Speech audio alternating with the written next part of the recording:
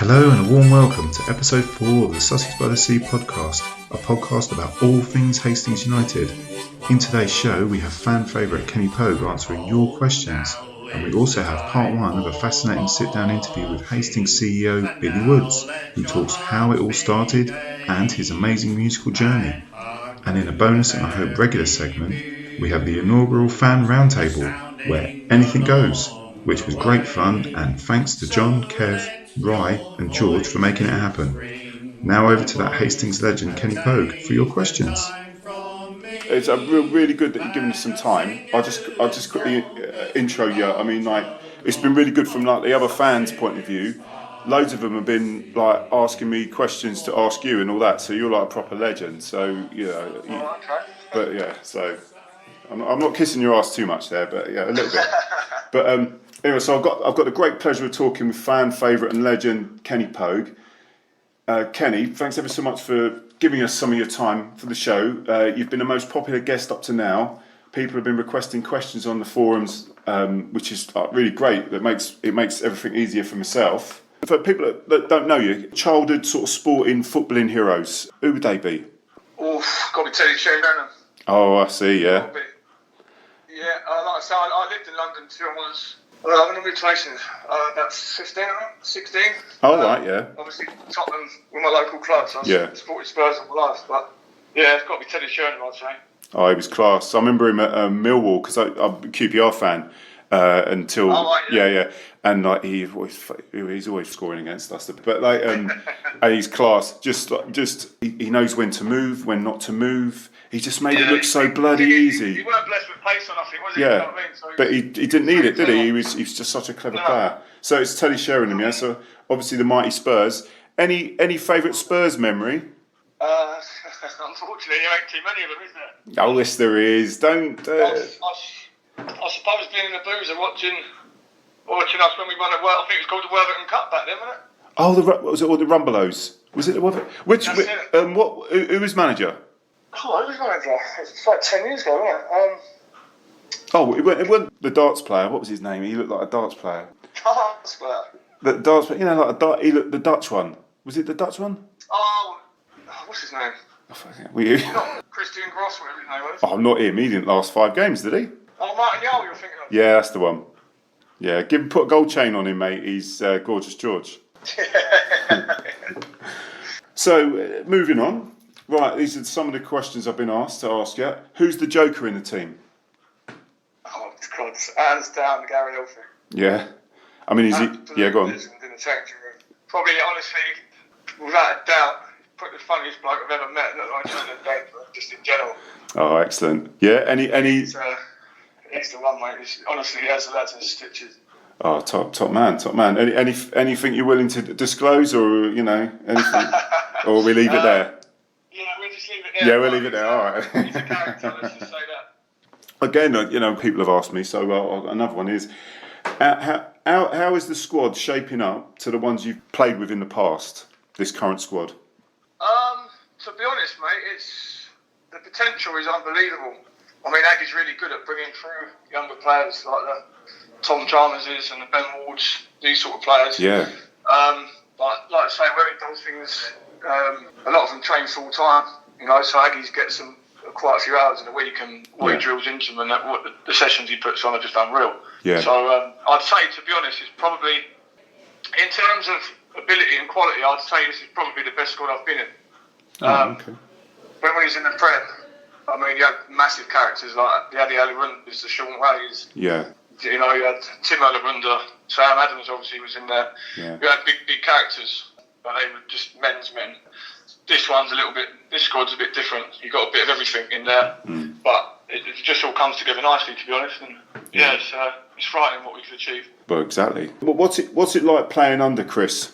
Honestly, we get on. I've known him a long time anyway. But yeah, like I say before, just the training sessions, the work that he actually puts in behind the scenes, everything's just pinpoint. And to be honest, it's not difficult. Don't get me wrong, if you're not doing something that he wants to do, and he'll let you know about it. Yeah. It's not an easy ride, but I'm happy to play for him. Oh, excellent, excellent. Well, leading on to that, really, how do you like adjust? Because obviously, like the last sort of few seasons, like you've been playing in like different positions, and one of the questions that was asked was like, do you train differently, knowing that you might get put out on the wing, or that because obviously you playing up front, or sometimes when you get sort of stuck in as centre back, like do you train differently, or do you just train normally? Not really. I mean, it depends what we're working on. If he's got something that we're working on in the week, I might slot in at the back. I mean, like pre-season, I've probably played 3 up front and 3 at the back.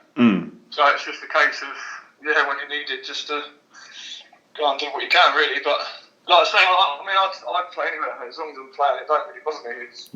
It's if it can help the team out or whatever, then I'm all for it. Well, it was nice, obviously, the weekend, you're leading the line in the cup game. That must have been nice to get the full 90 minutes. Yeah, it was. It was good to have the fans back. Just good to be around the place at the minute. I mean, it's all right playing pre-season, but nothing beats a proper competitive game of football. Oh, absolutely. Well, it's good to be back around it. In the stands, mate, they're always singing. The Kenny Pogue's always sung about in the stands, mate. But what's your hopes for this season? Where do you see us? How do you see us doing? There's no two ways about it. We've got to just win the league, which we should have done. And me personally feel we was robbed of it last year. Yeah.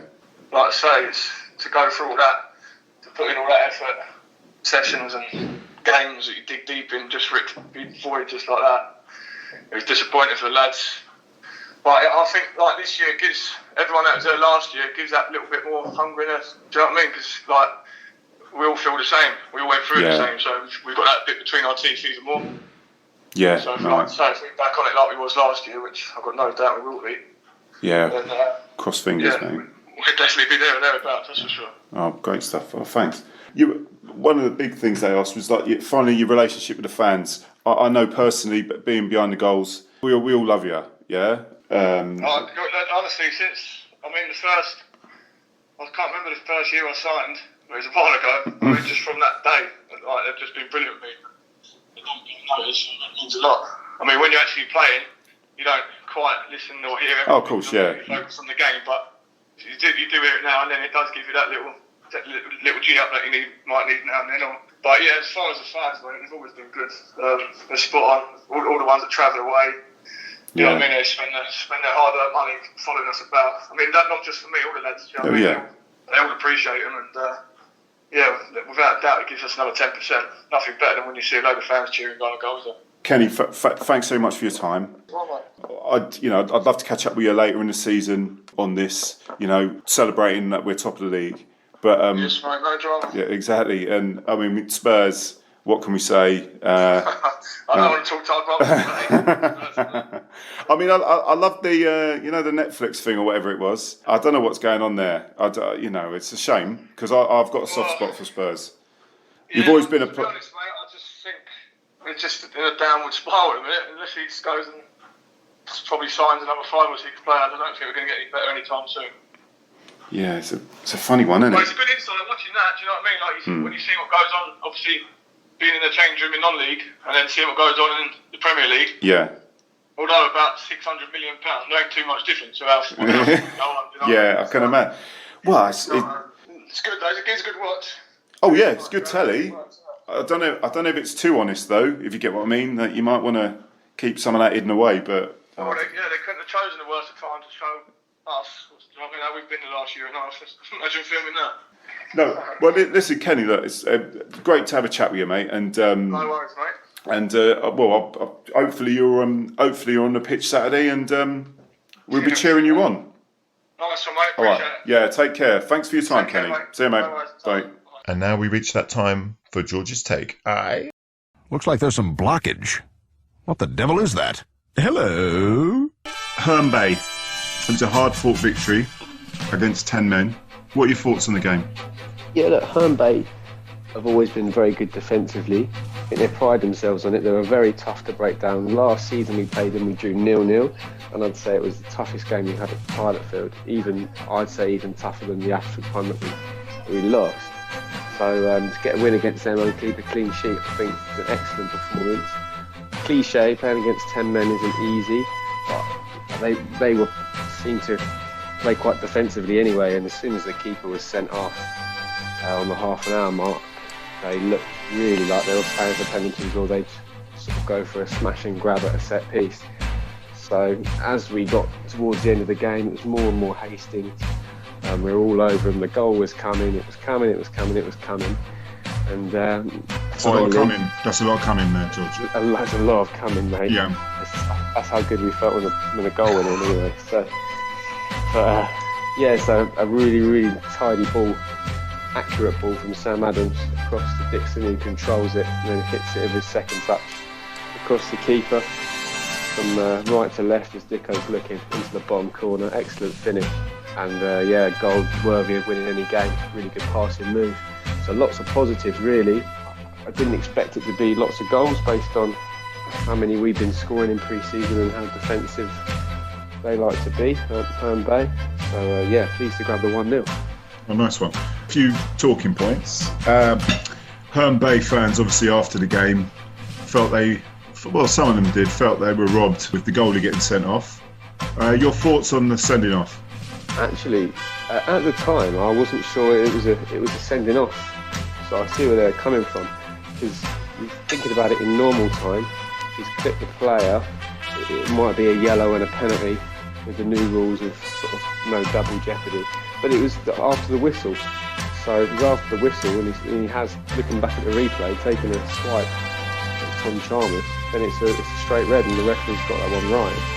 I'm not sure the ref got too much right over the whole game. Not for one side or the other, just generally. But I think actually looking back at that one, taking a swipe at a player after the ball, unnecessarily as well. I think if I was the keeper, I'd be really disappointed that I'd made that mistake. There's no need to do it.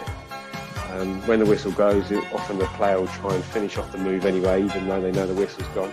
Just leave him to it. He actually didn't need to go anywhere near him. So yeah, definite red looking back at it. I mean, with the sending off, I at the time thought it was a yellow card. But as you say, correctly, it was after the whistle had gone 3 seconds earlier? So it was obvious. And then, to be fair, and if it really actually, looking back at it, he's last man as well. So you think he should get a double red card? Well, can we have a red card that makes sure he's out for when we play Herne Bay in the league? That'd be quite. Yeah, he looks a good goalie as well, didn't he? He is. He's one of those keepers where, when it's the big goalkeepers, you think hit it low, but he has quite good low saves as well. Yeah. So yeah, it was a big moment in the game, But I'm not sure how much it changed Herne Bay's approach. I think they seemed to come looking for penalties. Yeah, they were quite defensive. George, any other standouts? Obviously, any of the younger players you felt really... saying it during the game, Ryan Worrell was absolutely outstanding for 90 minutes. He was everywhere. We won the ball back. It's Ryan. That ball couldn't play forward. It's Ryan. He was absolutely everywhere across the pitch. And it's a perfect foil for a player, an experienced player like Sammy Adams and Dicko to an extent, to play alongside. He's got so much energy in the middle of the park. And personally, I thought he should be man of the match. But Dicko, obviously, another good performance in midfield, and the goal just nicks it. Yeah, he's definitely going for me. He's definitely going places, isn't he? Absolutely. So, any other standouts for you? Yeah, Ben Ward's looking really lively. Looking really, really promising. It's interesting when these players come through and whether they're going to get a good run in the team with the quality of the squad that we've got. Performances like that are only going to do him good. Looking forward to seeing him pop up throughout the season and hopefully get a good run in the side. Okay, well, thanks very much for your take on the game, George. One other thing I'd like to just add. You obviously, as someone who's been to Guernsey, your thoughts on them having to pull out the league? On a personal level, absolutely gutted. I'm going to try and get my money from the flights back. On a serious note, it's very disappointing. I really feel for the people who run the club. It's a big part of their lives. People like Mark Letitia at the top of the club, and the players and the manager. And also for the Guernsey fans and the mainlanders, as they call them, the Guernsey fans on the mainland, where the team is probably a big connection to them, to their home island, as an identity focal point. So it's a real shame for them not to be playing league football for 12 months.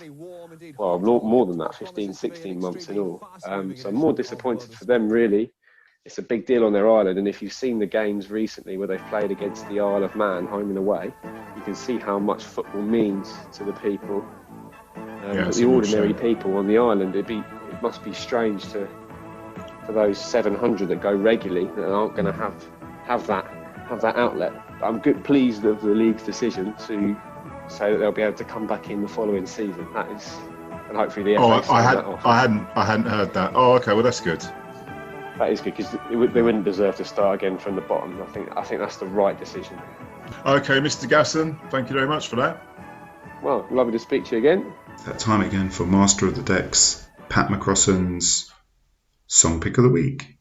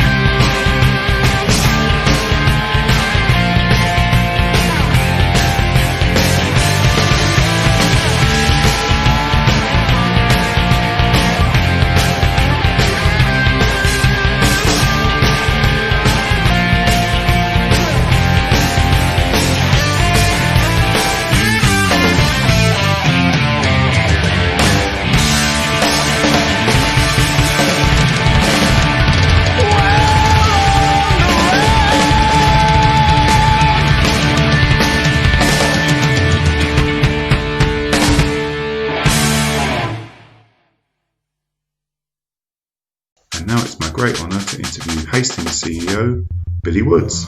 Billy? Hi mate, how are you? Billy, yes, Chris. Hello, fella. Really appreciate you making yourself available, Billy. Thanks. Fine. I love what you're doing. I think obviously we're definitely not on the record set, but I think it's great.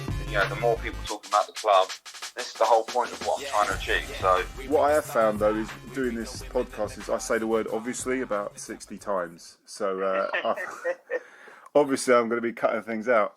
Yeah, I mean you don't really know me, Billy, but like I really fall in love with the club, and that's obviously why lots of us are trying to do more and trying to spread the words. Like yourself, and I mean I know we are what we are, but if we can present ourselves as bigger as we are, get more people in, you know what I mean? Like, it's... Oh, 100%. Yeah. I think for me, I think people, I would hope anyway, I think when it comes to me, nothing's off the agenda, because I love being transparent about what I'm doing at the football club, because I'm doing so much. So much has happened, and that's not to blow my own trumpet, but what I mean by that is like because so much is going on at the moment, and the reach is there, and people are talking about what we're up to, and there's other clubs like really kind of hating on it. I think people are expecting me to have some sort of agenda, so I love being transparent because I know why I'm here and I know what I'm trying to achieve with Hastings, and it really doesn't serve my ego at all. It serves the town. So no, definitely, and nothing's off the record, Chris. We can talk about everything. Yeah, cool. I mean, obviously, I appreciate you saying that, but unfortunately, in life, there's a lot of people that have bad faith conversations. So I mean, it's good to be transparent, but sometimes you're talking to people that all they want to do is twist your words, and I mean. I hope you haven't experienced that yet, and hopefully we won't experience those type of individuals. But let's kick it off then. Yeah, so as I say, it's an absolute pleasure to have Billy Wood on here, the club chairman, and we're going to start your involvement with Hastings. Like, I don't know if you want to start with when you took over, or maybe how you became a Hastings fan. Like, you're kind of like initial love of football. What? Well, I think with regards to, let's talk about how I kind of fell in love with non-league football. I think that's the biggest thing for me. So what people might not know, or they may know, I wasn't born in Hastings, so I was born in Croydon. Yeah. And I moved to Hastings at the age of 9. So I moved to Hastings at the age of 9, moved to St Leonard's, and I've obviously lived in Hastings ever since. Even when I went off to university and got a job and started working in the music industry up in London, I was actually commute from Hastings. So I love the town incredibly. I love the people around here, and I love the energy of Hastings. So my love for the town is huge. But going back to my love for non-league football, it started actually with my granddad dragging me to games. And it'd be anywhere and everywhere. So we would go and watch Bromley, we would go and watch, we'll be on holiday, having a caravan holiday down in Weymouth, and we'll go and watch Weymouth a lot, which seemed to be his favourite to go and watch. And obviously, living in St Leonard's, we would go and watch Hastings, and we would go and watch St Leonard's play up at the Firs. That was what kind of brought my love to non-league. I loved the fact that you were so close to the action. I would still go and watch professional football. I was still going to watch professional football with my granddad. A Stark Crystal Palace fan. Yeah.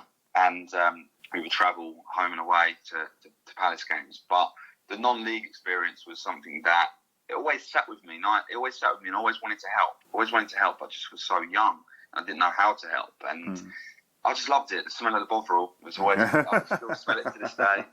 And the smell of the Bovril always, brought non-league to my eyes. And the pilot field was something that, as a young lad, just felt so huge. It felt so huge. And comparing that to the Firs, like I say, I used to play for the St Leonard's throughout their youth academy, the youth team, alongside actually one of our other directors, Ross Marion. We played in the same team together, and we used to go up there more. But comparing, who was better? Come on, Billy, be honest. Player-wise, definitely Ross. Oh, come on.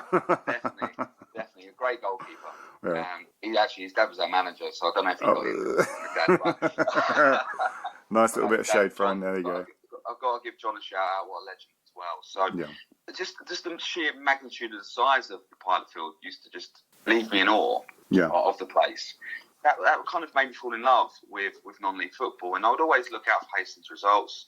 When Hastings changed the name from Hastings Town to Hastings United, I used to deliver papers at that time, so I was a paper boy, and I still remember little things like that when I used to deliver the Hastings Observer and reading out the back page and having an opinion on it. So, and as a 16, I must have been 16 at the time when that happened, just having an opinion and feeling about Hastings United / Town always drew me in. Yeah. Just drew me in. I couldn't sit here and say I was someone who went to 15, 20 games a year, because I didn't as a kid. But whenever I went into the ground, you were just captivated by Hastings, and it's your town. So when you're shouting "Come on, Hastings," you're feeling it because it is your town. Yeah. So talking about your business empire, the music business, how did? So I'll give you a little bit of insight. So, long story short, when I was at university, I hated being skin at university. I hated it. I hated beans on toast every day. Literally hated it. So I would do jobs with the local nightclubs and the students' union and promote events and stuff. So I got really into it actually within the students' union, and I actually ran for the entertainment officer position in the students' union, which is like an election. It's like I've been on Question Time. It's like actually going for the Prime Minister's job.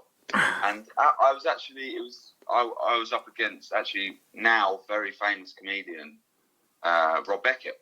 Oh, wow. So me and Rob Beckett went for the role, and I actually beat him. So I won the role of events officer. And within that role, I learned a lot about booking bands into our venue and for our summer ball. And one day I was speaking to an agent actually at the time, and funny enough, I wanted to be a football agent. I think that's what I wanted to be when I was at university. I was speaking to this music agent, and I had a knack of a certain genre. I really understood the urban pop, hip hop sort of genre, and we were just chatting for about an hour. And I was just like, what do you do? How do you do it? Chewing this guy's ear off. And he said to me, like, Billy, I'll give you an email address, and you can work for me for commission only. So I spent hours upon hours putting together databases of nightclubs and getting their email addresses, phone numbers, and I was literally going through like Bolton nightclubs, Blackburn nightclubs, Bognor nightclubs. Like, it was literally like that, trying to scale the whole of the UK. Yeah. But whilst I had this database, I never really had any apps to sell because I didn't represent anyone at the time. I had one of my perks of making money at university. I actually had Sky, which was a blessing, but also hell, because every time I come home in our house, all my roommates would be in my room watching Sky. So I went and got Sky just so I could get the music channels and Sky Sports. Yeah. And I had Channel U on in the background, which used to be a UK urban music channel. And this band came on. So I had to wait to the end, literally to the end of the track to come up. Found their name popped up. I searched them on MySpace, sent them a message, and MySpace. Their agent. I became their agent. Yeah. So I became their agent by blagging it, to be frank, because I didn't really know what I was doing at the time. And that band was End Ups, who went on to sell 1.5 million albums. Wow. So that was a bit of luck, I would say, but also just being right. Hard work as well, though. Yeah, you have to, to get their attention.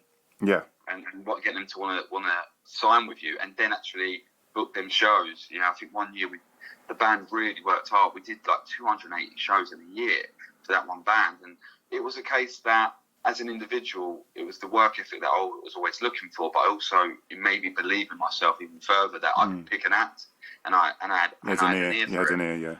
Yeah. So from there, that's when I ended up signing the likes of it was kind of a bubble of urban pop acts at the time, but there was Chipmunk, Wiley, who unfortunately has had bad press this last year.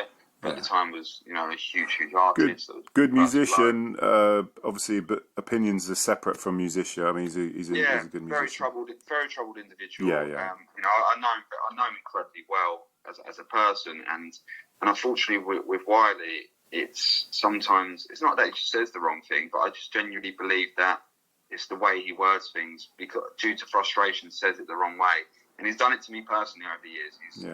We've had a very, very interesting relationship for nearly 15 years, and whilst I have nothing but respect for him as a musician and for what we achieved together. I just feel that he misrepresents himself in such a way that he allows himself to be castrated the way he has. Yeah. But, Wiley, Chipmunk, Tinchy Strider, and then the one that really blew my career up was Tiny Temper. Mm-hmm. So I was at a small agency actually called Mission Control, based in Bermondsey. Yeah. And Tiny was blowing up, and we had a big #1 record called Pass Out in 2010. Yeah. The major agencies, there's in the music business, there's two huge agencies. One's called WME, which is William Morris Endeavour, and the other is CAA, Creative Artists Agency. WME really wanted Tiny Temper to go there. I had, funny enough, the actor was very loyal to me and stayed with me. But then I had a meeting with WME. So I went into the office to meet them thinking, oh, here we go, they're taking my act off me. Yeah. And I went in and they actually said there and then that it's not just the act we want you. Oh, wow. We want you to come here, which was, at the time, incredible for me. So I've gone from being in an agency where I'm working with 6 or 7 people in a room to the largest agency in the world, where I was flown to, in a 48, actually it was a 72-hour period, I was flown to New York to meet the head of the hip-hop department, and then flown straight from New York after 24 hours to LA, which is an 8-hour flight in itself, to meet the heads of music. Mark Geiger, who's just recently left WME, sat down with him, and he wrote down a 4-year contract. He literally wrote down the money that I was going to get paid every year for 4 years, passed it to me on a piece of paper and said, that's year 1, year 2, year 3, year 4. And the money that was put in front of me, it was life-changing for me. Yeah.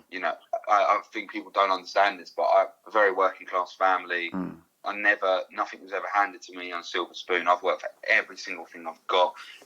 I was out at 6 a.m. in the morning doing paper rounds. I was always doing other jobs, and I was working, in sports stores at the age of 16. I've always been a grafter, and that's because my family are a bunch of grafters too. So been taught a good work ethic. Yeah, and not having money to do things, and having moments where the meal on the table isn't the greatest because your family haven't got the money to be able to do a great food shop that week. That's something I had to learn. So at that point, I became an agent at WME. Yeah. This 2010, and I was actually in their 100-year history, their youngest ever agent employer. So what it is in that system in America, in the American system, they work you up from the mailroom. So normally you start delivering post, then you kind of go from there to maybe work on reception, and maybe from that you might become like an admin assistant, then you might become an agent's assistant, and then from an agent's assistant you may get promoted, what they call graduated, to an agent. So I bypassed the system, went straight to agent, which is, I was the youngest by far, and also I was the one outside of the system, so it was a massive stark learning curve to be in that environment. And did you get any negativity from other agents? Like, well, hang on, who's this guy that's come over? He reckons he's the big, and the usual sort of stuff, interpersonal stuff. Of course, I think some people, because maybe I am a bit of a character sometimes, and I think that can make people think differently of me. But going in, everyone at WME was amazing. They were amazing. Good. Every single person looked after me. The one thing I did, a guy that I'm still incredibly great friends with now, and so I made some of my best friends at WME. But Solomon Parker, who is an incredible agent, a legend, he did all the big pop acts in the 90s, so like Blue, Girls Aloud, looked after Jessie J, Rita Ora, looks after Billie Eilish now. He's a great guy, and actually owns a house in Hastings as well. Oh, does he? And yeah, he does. Even though for years he told me, how the hell can you do that commute? So, quite an interesting one. But I just went to Sol and said, Sol, there's things I don't know. There's things I just don't know. And he went, don't worry about that. He said, don't worry about it. He said, just be a sponge. Sit there and be a sponge. And in our meetings, just listen. Listen, for the first 6 months, just be that sponge and take everything in. Sit under the learning tree. And I did. But luckily, at the same time, even though I came in, I was having success. So Tiny sold out an arena tour within a year of the first album. That always helps. Daffy went number one with his first single. I had a bunch of number one records, and it was just an exciting time. Yeah. But when you talk about negativity, I think there was more negativity outside the WME bandwagon, because it was, cool, how has he jumped from there to there so quickly? And that's kind of been a bit of the story of my life a little bit. But at the same time, if you don't put yourself in the situations to be able to achieve those things, you can't knock the person that's achieving them. Yeah, of course. Yeah. And I've got to give a big shout out to my first assistant, Fran, who was much older than me as my assistant. So I felt terrible, but he was just the best, and he helped me massively kind of get to grips with being at that company. Wow, God, you've done a lot then, haven't you? Right. The club been coming up for a while. Had the previous chairman been looking to move on for a while, or was it yourself thinking, actually, look, I can put a bit of investment in here? No, I didn't go to. So I'm going to wind you back to 2014 first. Actually, at the time I was still at WME. Yeah, it must have been. It was 2014. I was at WME. I was still commuting back and forth from London. I heard that Dave Waters at the time wasn't overly wanting to stay, and he had enough. So I kind of, at the time, I actually met a potential consortium that they were all together themselves, already kind of interested in taking Hastings off Dave Waters, but I don't think Dave really wanted to sell to them at the time. And that was actually, some of those people I met were the guys that I replaced, funny enough. But at the time, I just didn't think it was. I didn't think that at that moment in time there was the right blend for me to be involved. Yeah. So I looked at it and thought, right, okay, well, I want to make an offer for this football club. Yeah. I spoke to my lawyer, and my lawyer made the offer for me anonymously. So I made an offer for the club anonymously. That got rejected. And then 6 months later, my lawyer calls me up and goes, Billy, Dave Waters has been on the phone and wants to know if you're interested as he's ready to sell. So I asked my lawyer to get the books of the football club so I can have a look at it and get the deal done, pretty much. Yeah. The deal then gets done with Dave Ormerod. Yeah. And he obviously brings in the rest of the guys, Dave Nestlin and whatnot, into the board. But what I found out from Dave Waters was he'd thought my anonymous buyer, the anonymous buyer wasn't anyone else but the people that actually bought the club. So he was quite shocked when we had that chat. I think it was like 3-4 months ago. He was quite shocked that when I told him it was me. He was pretty shocked. He was very, very shocked. But I wondered why I never got the books and never got the call back. Yeah. Because obviously dealing directly with Dave Ormerod, why would he need to speak to a lawyer in his head at the time? So I failed to buy the football club at that point, which, to be frank, has worked out as a godsend, because Dave Ormerod buying the football club essentially has brought in Darren Burney and Peter Sherlock, who have got so much admiration and time and love for, to be honest, for what they're allowing me to achieve. So moving forward to 2019, just had a year as chairman at Eastbourne United, where we survived the drop. After when I came in, the club only had 1 point. Changed the management structure, changed a bit of the structure behind the scenes, gave it a bit of enthusiasm and vigour. Yeah, and the club felt like in a really good position, and I had no desire to go anywhere else. I was very happy at Eastbourne United and what we were trying to achieve there. Yeah. Then I got a call about Hastings and just asked if I would be interested in Hastings United. And funnily enough, Bob actually at Eastbourne United will tell anyone this. When asked about if I would ever leave Eastbourne United ever, just in a general conversation. Yeah. But the only way I'd ever leave Eastbourne United is for Hastings United, because it's my hometown. Yeah, and regardless of the plan that I had in place at Eastbourne, Hastings United for me it's a massive sleeping giant in non-league football. Yeah, the town's got incredible potential, and it was just from my perspective, if Hastings came calling to me or it was available for sale, I would put my hat in the ring, because it's my hometown and I feel connected not just to the club but the town. And that was always going to be my thing. So when I got the call, would you be interested in coming in? I had some reservations at the time. There seems to be a few problems. Chris, the story of Chris resigning and a few other things.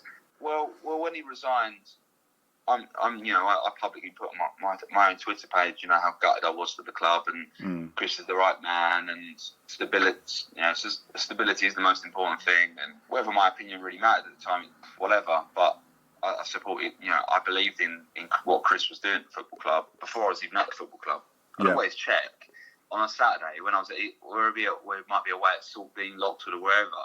I would still on Twitter be checking results not only of the league that we were in, Eastbourne United, but how Hastings were getting on. Yeah. So it was always a thing for me. And then and also and Darren kindly reminded me when I came in that I actually publicly questioned Darren and Peter's motives too. So but at the same time that's I think transparency is a good thing. And when the Hastings United, when they said, look, would you be interested in coming in? I went and met with Darren, and I told him what I felt. I told him honestly what I felt before meeting him about why would someone from Essex want to get involved in Hastings.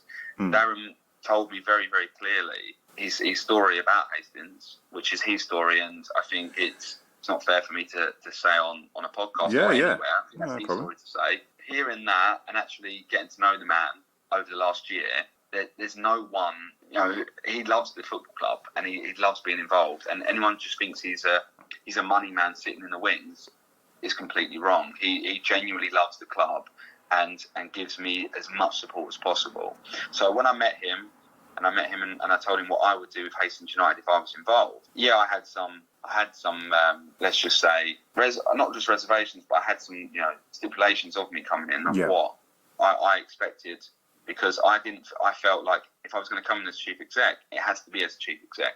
It has to be, overseeing the football club in all areas. It doesn't mean I need control, but what it means is that ultimately I hold myself accountable for all areas because I want the football club to succeed, and delegation and making sure all those areas tick is imperative to the way the football club's ran. I also met with the chairman at the time, which was David Nesselin, and Darren. We had a meeting, and then following that meeting, I was made my offer to become chief executive of the football club on the grounds that I had set out, that Darren believed in too. I was brought into the football club, which was amazing. It was hard leaving Eastbourne United. It really was, and to leave and be installed so quickly was tough. But the fact of the matter is, it had to be done. I couldn't sit around for another month waiting around. Hastings needed the impetus immediately. Yeah, well, definitely. And that's why I came in, and it was funny actually, because you can't help it. I've kind of got better to it, and I don't really, even though I'm online socially and I look what the fans have to say, and I kind of speak to fans at games, and I'm home and away, and I'm always available, and I make myself available on the end of the line if anyone wants to speak to me, or I make myself. I'm not invisible. I'm very visible. Which can lead to a lot of people trying to make digs if they don't know me really, or they just read the online kind of bio and make their assumptions. But I get it. When I came in, there was this, oh God, he's young. He's a bit young, and what's he done before in football? And I get it. I totally understand it, because why wouldn't you be a bit dubious about a mid-30s music agent coming in to run a football club? I think I would too. And when I came in, obviously 3 directors left, which, by the way, wasn't my decision, nor was my intention. I was going to ask you about that initial phase when those directors left. I mean, how difficult was it to remain professional in your dealings with these people, or people referring to them, or was it difficult to just bite your tongue? Do you know what, Chris? I'm going to be honest. It wasn't difficult to bite my tongue, because I made one comment to the paper on a phone call which got misinterpreted. So I said to them, very clearly that to leave in the football club without giving this a chance, I feel is naive. That wasn't me saying that they're naive people, but I felt the movement of them walking out without giving it a chance was naive. Yeah. Not them as individuals, but just why not see? Especially because we had a meeting with the directors, and I said in that meeting, I won't do nothing for 6 months. I'll sit back and do nothing and just watch what you guys do and understand the football clubs in the run-ins completely, before I do anything. A couple of directors that are still at the club were in that meeting, so I'm sure they can clarify what I said. But I made it very, very clear, and the president now, who's back, I made it very, very clear that I would, not be a ball in a china shop. Yeah. Sometimes I get accused of being. I don't think the control. I think the control was a bit of an issue. Yeah. In a sense, on title, and that's fine. Maybe that's a pride thing.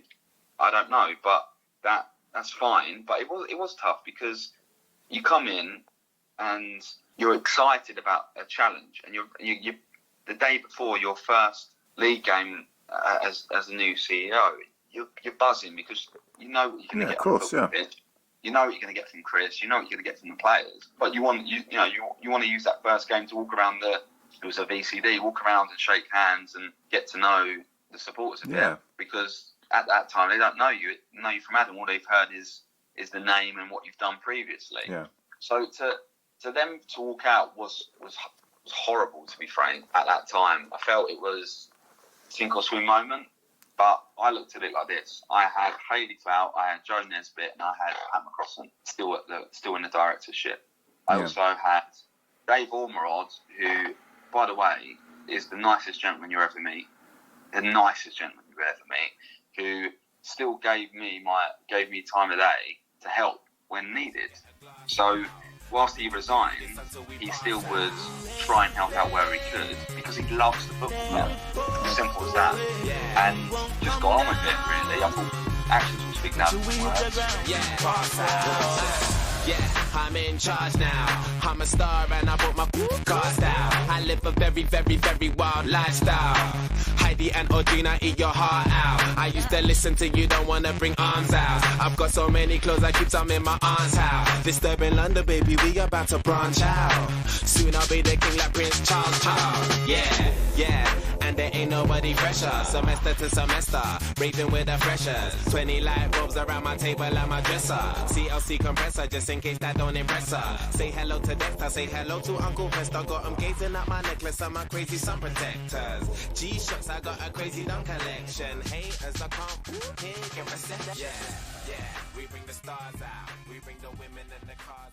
And here's a little bonus, the first Fans Roundtable. You to all introduce yourselves. Obviously, I'm Chris Saverick, I'm the host. You don't need to know anything about me. Shall we speak with Ryan first? Ryan, tell us about how you become a Hastings fan, what's your links and all that type stuff.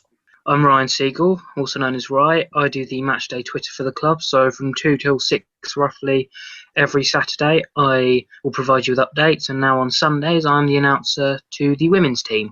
I started my association with the club back in 2019 when I sent off an email to Vice Chairman Pat McCrossan, and he invited me along for a friendly, and ever since then I've got more and more involved in the club to the point now where if there are 2 home matches, I'll be working them both. I do the away games as well, and it's a privilege to work for the club, and I love every moment of it. Great stuff. Long may it continue, Ryan. Ryan is more important than any of us, obviously. So, but let's move on to who's the next one? Mr. John Wills. Please explain yourself. Hello. So you make out it's technical difficulties, but if we say anything that you don't like or agree with, you cut us off and mute us. I saw that. But yes, it's the Labour way.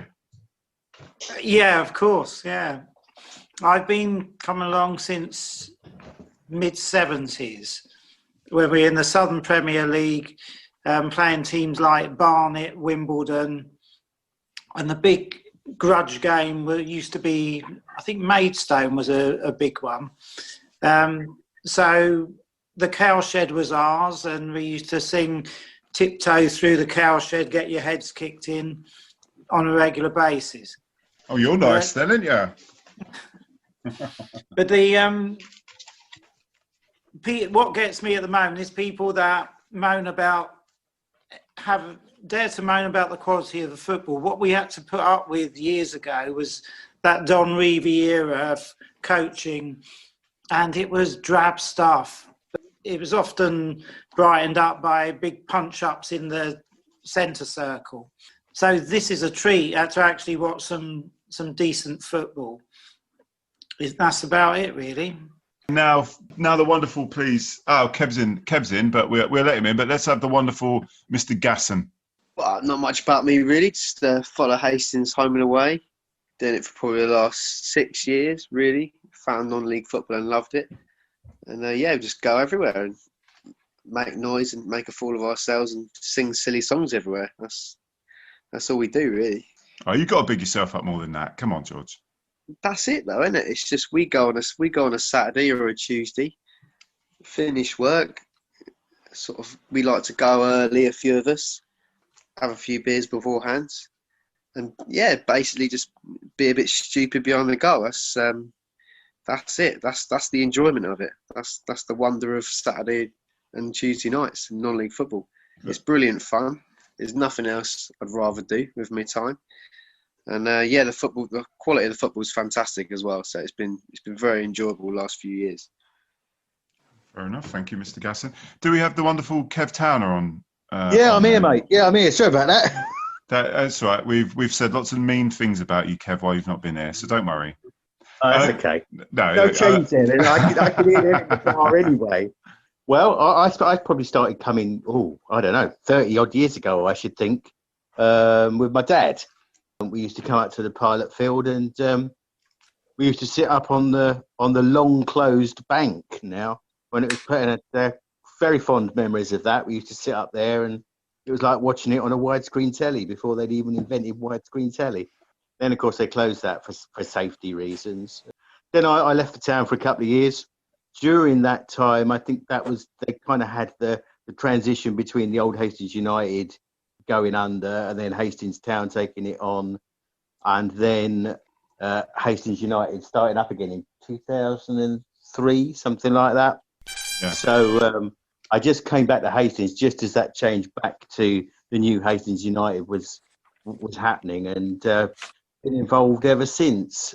In terms of the supporters club, it was myself and Steve Thorpe actually who first started talking about getting the supporters club back together, as it had been dormant for some years, along with the great Pat McCrossan, who gave us a lot of support, and we had a go at that, and it didn't work out as well as we would have liked. But now the supporters club is up and running again, and obviously, as you know, it's a great success. I've seen some great things at the club, seen some great games. I was there for the cup run in 2012. I think I went to almost every game, home and away. It's been an amazing journey, and here we are still. Yeah. Okay. Well, thank you for that, Kev. Now, you missed the beginning. Obviously, I'm going to cut out a lot of this. I'm going to cut out everything you said, Kev. Don't worry. But no, not at all. But we just maybe talk about something about how we think the season's shaping up. Just a little bit of banter. We're not going to keep this too long. I just thought it'd be a nice little segment. Maybe we could do once a month or something, just to kind of catch up. You know, see how it's going. I mean, who knows? It might not work. I don't know. But is George? Is George gone? Okay, George appears to have gone. Gone. I was here. All right. What are you up to? I'm there. I'm just, when everyone else is talking, in case I make any like weird noises, I'm just muting myself while my people are talking. You haven't got Pornhub on, have you? Okay, no, right. I don't need Pornhub, but I've got you on my screen. Oh. Same thing, really. Bless you, my child. Yeah, so I mean, let's just talk about the start. Anyone want to throw their boat in? I mean, obviously, I tell you what, old Rye there, obviously, Mr. I've been to every game and tweeted about every second of it. What do you think of the start of the season? First of all, I appreciate the title.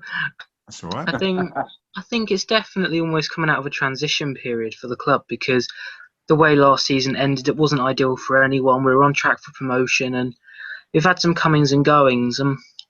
I think from what I've seen, we still have the spine of that team. We still have the attacking mentality. You know, we're hungry. We're still going for things. I mean, it's difficult when you work for the club to come out and say this, this, and this, but that's what pre-season's for, to get those things together and go for a charge at the league. Okay. That was quite the politician there. I like that, Rye. Well done. No, I didn't lie at all. Exaggerate slightly. seeing as you're the next on the list, John, any thoughts on that sort of pre-season first game? How do you feel it's going to go? Hopes and dreams?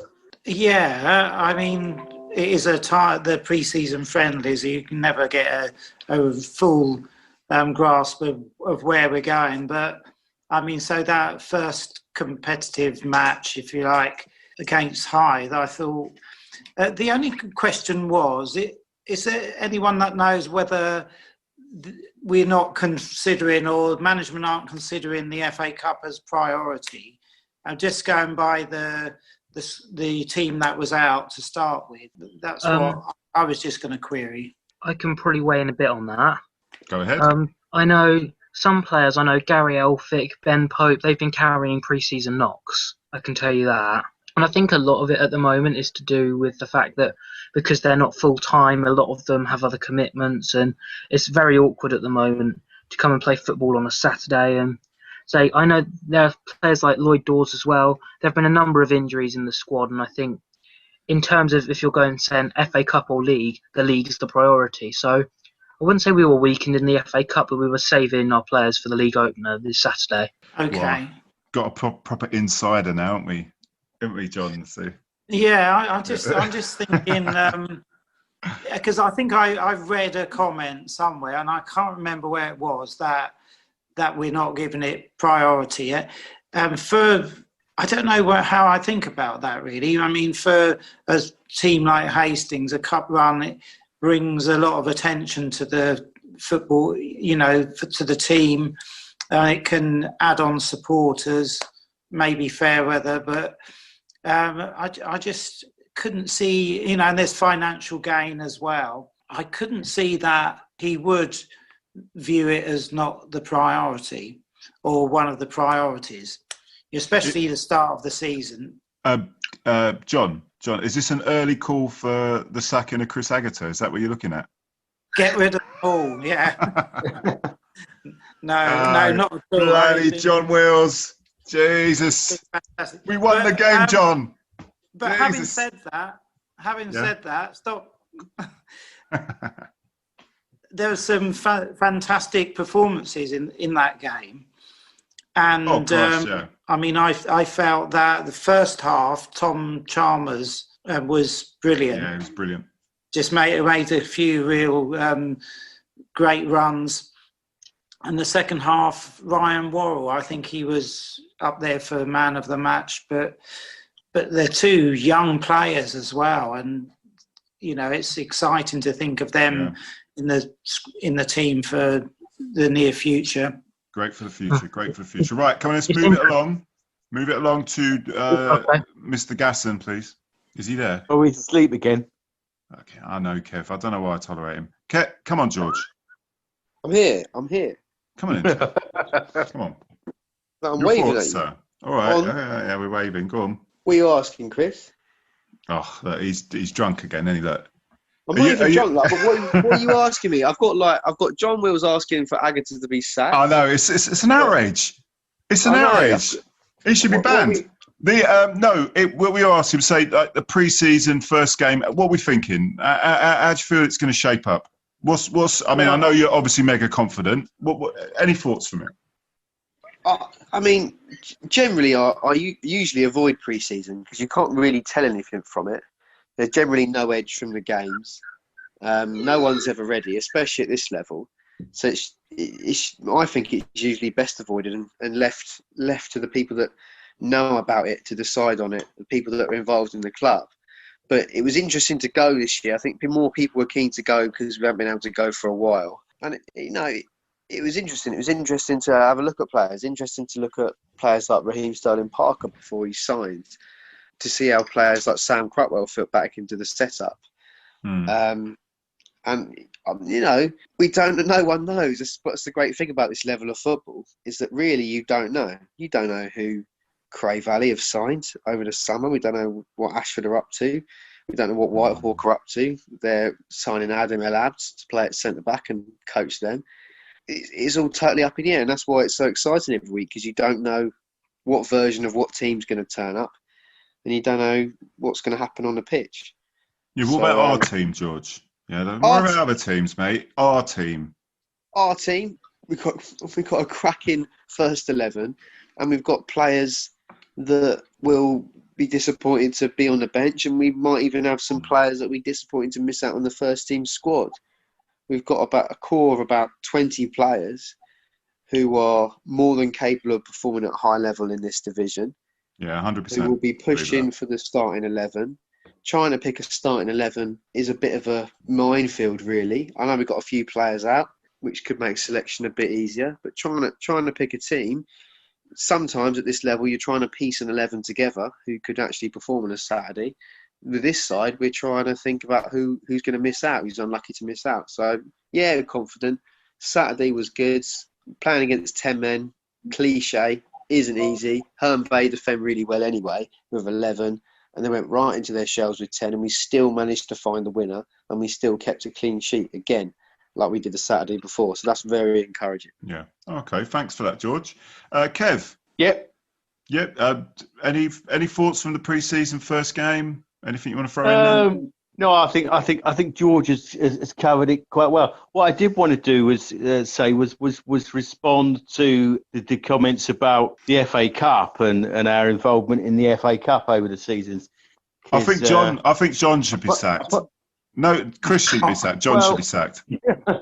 I think you're probably right. Actually, I think that's treacherous. But I can remember. I can remember, as I say, I can remember the 2012 run, which was fantastic. And I can remember Davey Walters saying, that actually he was more concerned with getting us out of this league than he was with another cup run. And I take his point.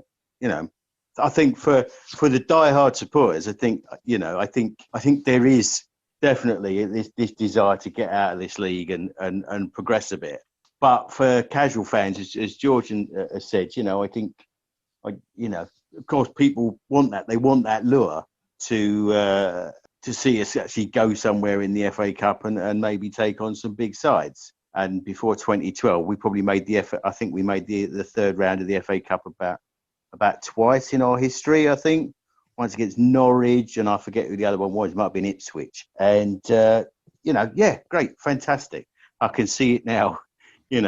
Us getting to the third round of the cup and going around Hastings in an open top coach, Liverpool style. But I think it's a balance, and a balance has got to be made. And if at the end of the day we have a good cup run, like we did in 2012, and then it all falls apart after that, which is what happened, and we narrowly avoided relegation, then I don't want that either. Unfortunately, John, I mean, we got to get out of this league. A cup run's nice. I mean, a cup run's nice. And obviously, I remember the 2012 one, and that game at home.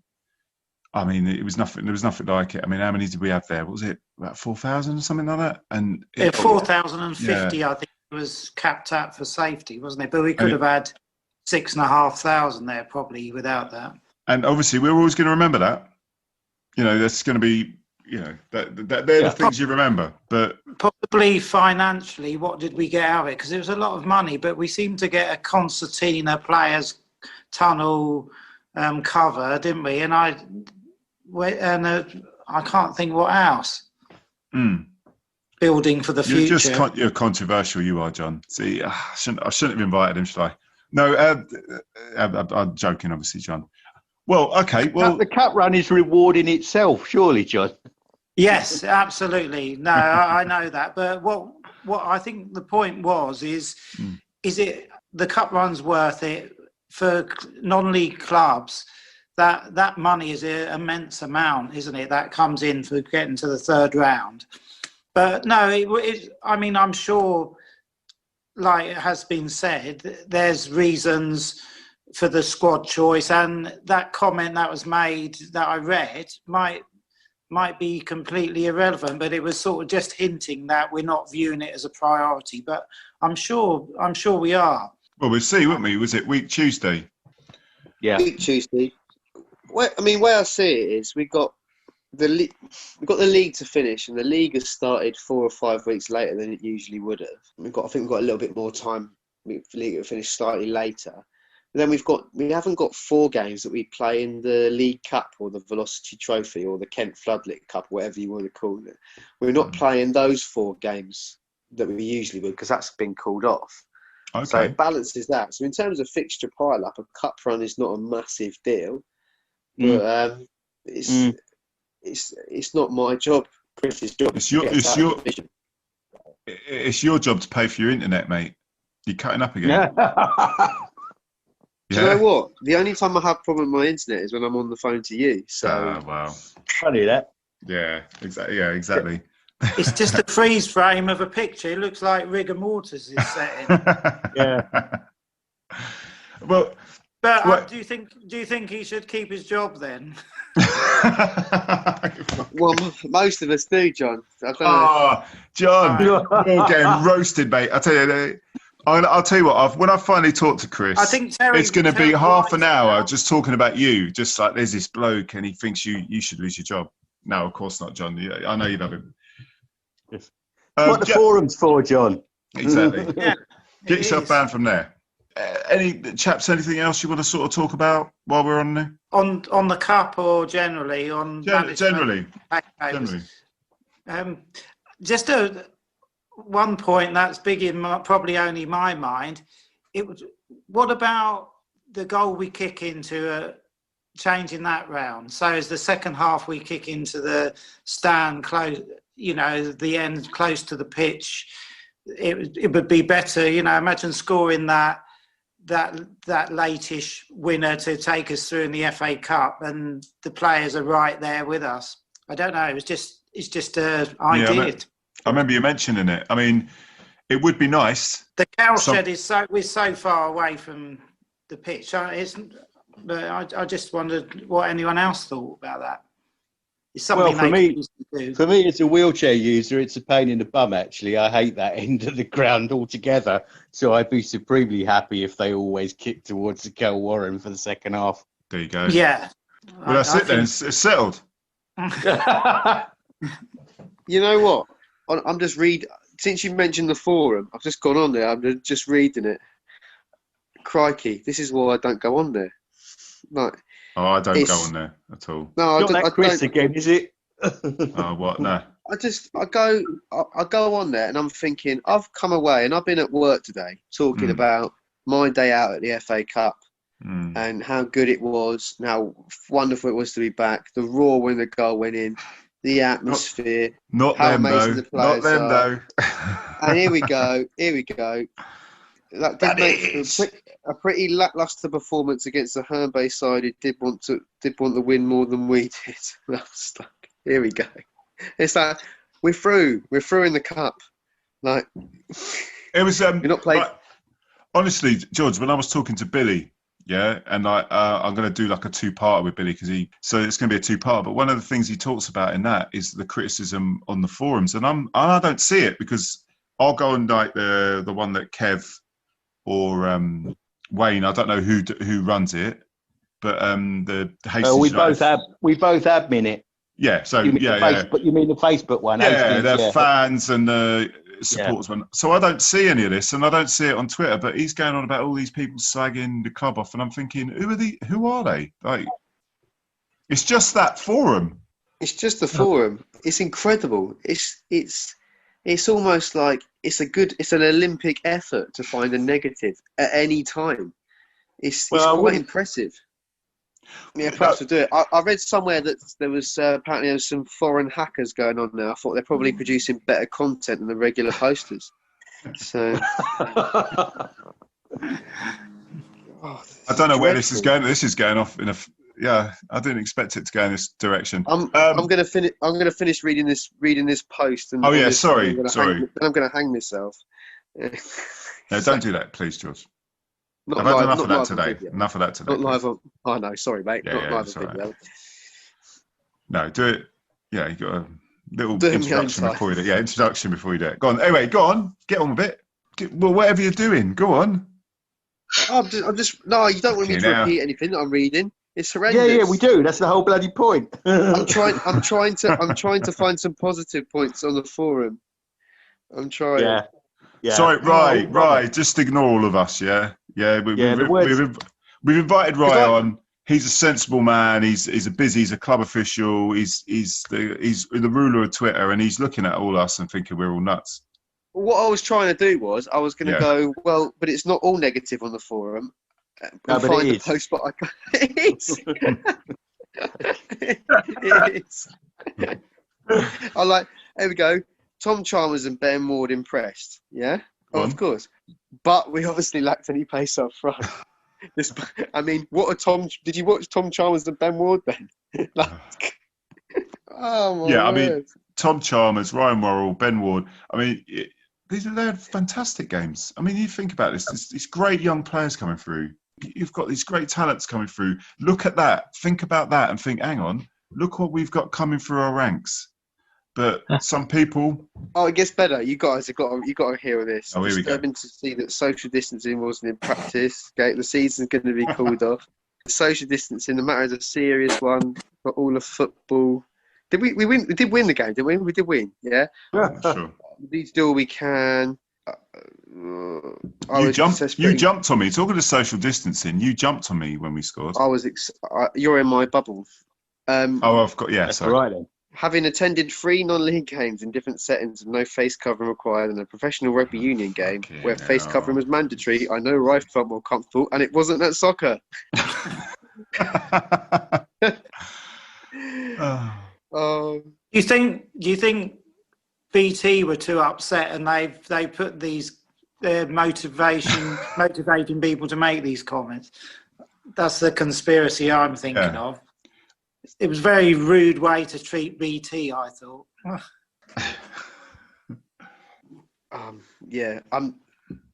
That's just one thread on the forum. That's unbelievable. Well, I avoid it. Well, I think why are people saying this? Are they the people with very short memories as to what people have watched up at the pilot field over the years? I don't know. It's just been this last 2 or 3 seasons have been spectacular, and I think for some reason I think the thing is people like to feel they're saying something useful, and it's easier to do that with criticism than it is with a realistic view of what's happening. Yeah, absolutely. I've got nothing to add to that, really. I mean, a lot of people like to flap their gums, don't they? They've all got a little thing to say, their little take on the game. Yeah, we weren't fantastic on Saturday. Yeah, there was, some of it was a bit average, but we won the game. We got Bay through are a that. good side. They're honestly a good side. They're well drilled. They're well drilled. They were a good. Yeah, of course they were a good team. But it's like, what's the negativity about our... Anyway. If I may weigh in here. Hang on, Rye. Come on, Rye speaks. Okay. The thing is, the way we play, we aren't going to beat teams like Herne Bay doing what we do, because our sort of passing style relies on the fact teams will chase down the ball, they'll get tired and gaps will start to appear. But against a team like Herne Bay, who are physically very fit, they don't start leaving those gaps. They keep defensively quite tight, quite strong. And so, you notice the goal was towards the end, where they switched off for a minute due to fatigue, ball in, Dixon takes it down and scores. But those are the types of goals which will win you leagues, because we're taking on the teams who can stop us and we're still beating them.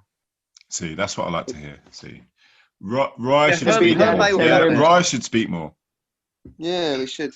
Herne Bay will be up there at the end of the season. Whitehawk will be up there. Herne Bay will be up there.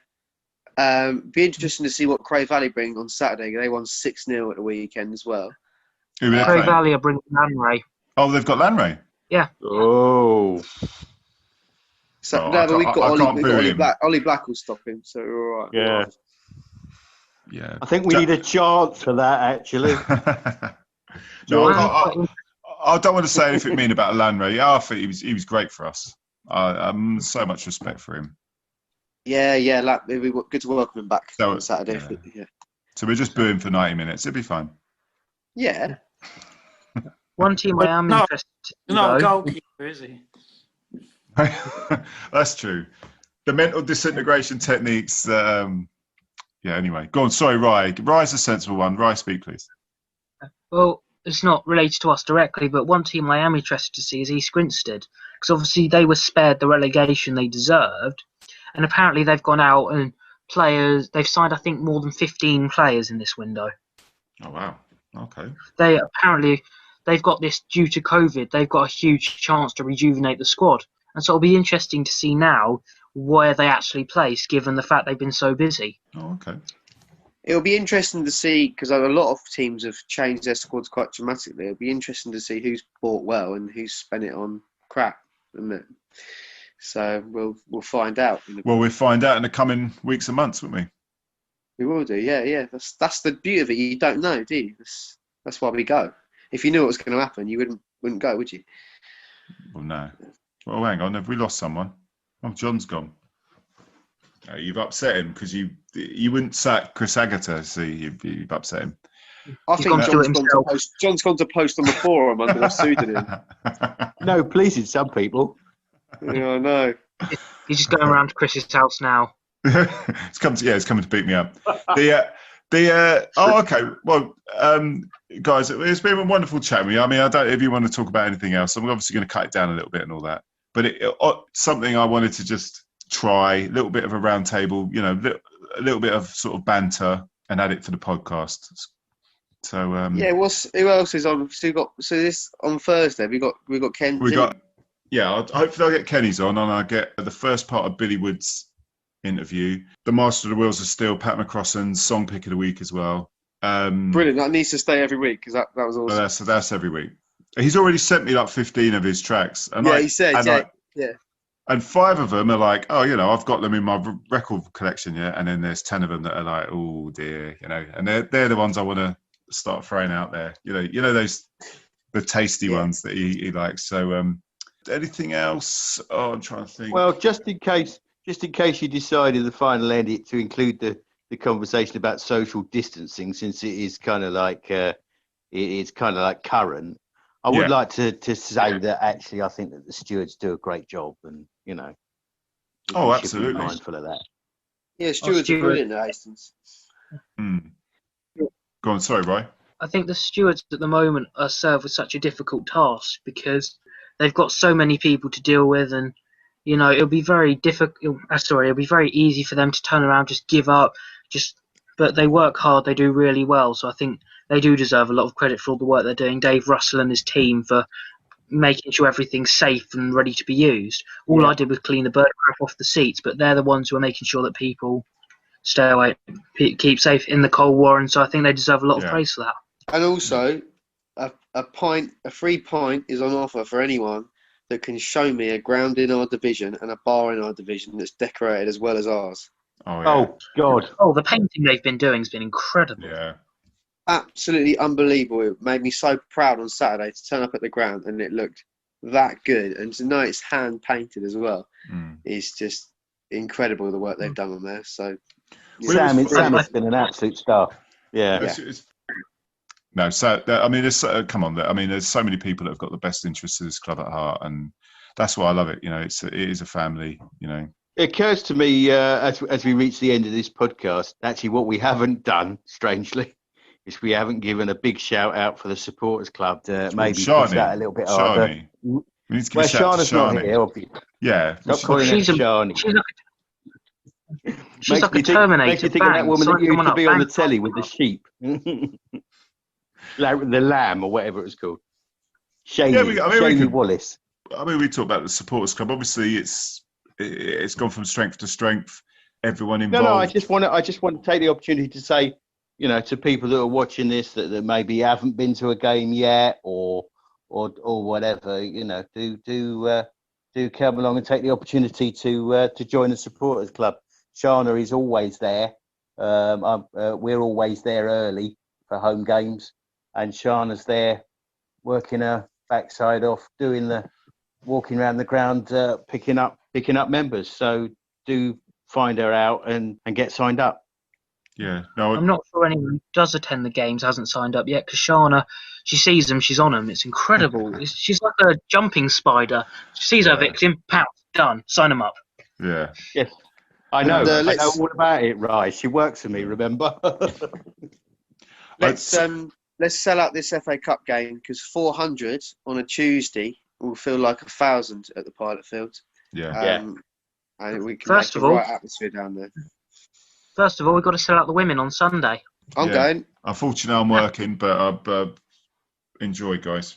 Yeah, I think I saw Shana say in the chat earlier that she was considering it. But if she doesn't, I suppose I could. But I'll see her on Wednesday morning so we could talk about it. Oh, great. Wednesday's my birthday, by the way, everybody. Just saying. Oh, happy birthday, Kev. Happy birthday, Kev. We'll all sing 21 to you. again. Yeah. What's that? 21 3 times over? 4 times over? Yeah, you're getting on for 3, maybe. 2.5. Yeah. Well, listen, chaps, it's been absolutely splendid talking to you. I just say, I'd love to do this again. That's brilliant. Brilliant. Let's do it as often as possible. With the podcast is for all the fans. This is not about me. This is about everyone. So it's we're trying to spread that word, spread that message, get more and more people involved, and it's good fun. Let's be honest. There's so much other shitty things in the world that are just depressing. What, the forum? We've got this. Yeah, the forum. The forum. Yeah, but we've got this. Yeah, that. This puts a smile on my face. I know it puts a smile on all your faces. So apart from John, who's gone. Oh, hang on. John's back. We're going to slag him off now. But apart from John, because he won't sleep until he's sacked Chris Agata. So just throwing it out there. Where'd you go, John? My phone died. Oh, fuck. You missed all the best stuff, John. Yeah. Did I? Yeah. I was beginning to think it was a conspiracy, but... Well, we're just packing it up now. But, I mean, if there's any last words anyone wants, happy to leave it for you lot. So, any last words? Apart from you, George, I don't want you committing suicide, yeah? Not those sort of last words. No, I've turned off the forum, so I've cured myself. Oh, good. Yeah. I thought I went on there. I thought we got relegated on Saturday. I thought I was gonna turn up on Saturday and we're playing Westfield again, but in the league. Oh, yeah. It's like Groundhog Day. Just off reading the forum. It's actually incredible. It's quite impressive. It's actually genuinely impressive to be able to find a negative about literally everything. I'm all good. Just a quick comment on that. To me, with the forum, that's populated by people that the club's passed them by. That they live in this different world where, I mean, why they hold the club up to such a level when it's like can't you see what's happening? Can't you see the improvements? Can't you see how we're moving forward? How things are progressing? Yeah, and like attendances are going up. Obviously, COVID's knocked it back a bit, but everything is a positive. There's such a little vibe there now, and we all love going. It's yeah. Go on. Sorry, when you think about it, just the relationship between management, the team, and the fans, it's something unbelievable. It's something I've never seen up here in all these years. Absolutely. And when you think about it, why do you want to criticise? That was a really well-matched, hard-fought FA Cup tie, which it was exciting. There was plenty of skill on display, but it was two teams really going at each other, wasn't it? And it's just it was enjoyable to watch. If that's the first competitive game, that's a cracking start, I thought. Agreed. But I don't know why people. I just think some people just feel that it makes them more important to throw in a few criticism. Yes, I've said that Chris Agata should go, but I'm willing to be talked out of it. But we can't unsay it now. No, I think it's just a brilliant buzz at the club. Yeah, and it's only going to get better. Although, being a dinosaur, I want to stay at the Pilot Field. Oh, yeah. You had to go there, didn't you? You can. When they develop the housing, you can get a house there and you can live there. There you go. Yeah. Okay. I don't know. Does anybody else think that the plans for the new stand look like a Halfords? For the new stadium look like a Halfords? It does. Or the TK Maxx are down... Yeah. Now. But I think it'd be great to have a fans' involvement on how it is. I was just looking before I came on here at the best built non-league stadiums. And there's some cracking ones out there, but there's a lot of these ones that end up with behind the goals, all you've got is a fence, basically. I think it'd be nice to have that, you know, we enjoy being behind the goal, to have a good acoustic stand behind the goals. You know, most of these new stadiums tend to focus on a big side stand, don't they? That looks good, but... Well, we'll just have a so you roof know, behind the goal, yeah. Well, just so you know, I'll pass that conversation on to Adam. And I don't know if you listened to the podcast, I think it was a week or two before.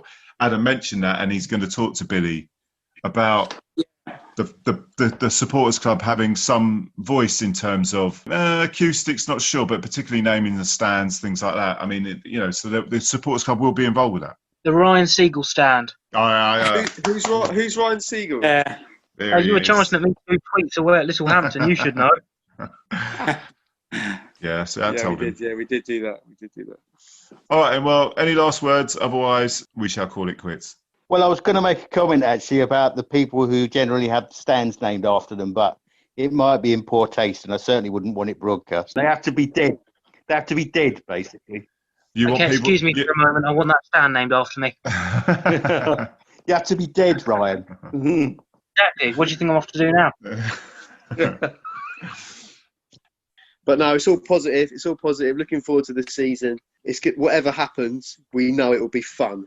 Yeah. So we know with this set of players, this group of lads, this style of football, if we came bottom with no points, it would still be a laugh. So everything else we do is a bonus. I'm looking forward to a cracking season. Just so you know, George, I'm going to edit it when I ask you how you think we're going to do this year. We're going to finish bottom with no points. He's going to edit also that I said Agatha's got to go. And Agatha's got to go. It's done. No, I want that in. I want that in, Chris. You can do a remix of it. Well, we'll see. It's because it's what we're getting on for. We're getting on for an hour here. So, it's been great fun. We must do this again. Absolutely. And all of you have a nice evening, all right? Well, that's it, Hastings fans, for 1 week. I really want your input, be it for ideas for the show or for people from around the club that you'd like to be interviewed, or just to give some feedback. That email again is hufcpod@gmail.com, or on Twitter on @HUFCpodcast. That's @HUFCpodcast. All that's left to say is, I've been your host, Chris Laverick. Hope you have a good week, and see you at the game. So let your voices ring, my boys, and take the time from me, and I'll sing you this song as we march along. Oh, Sussex.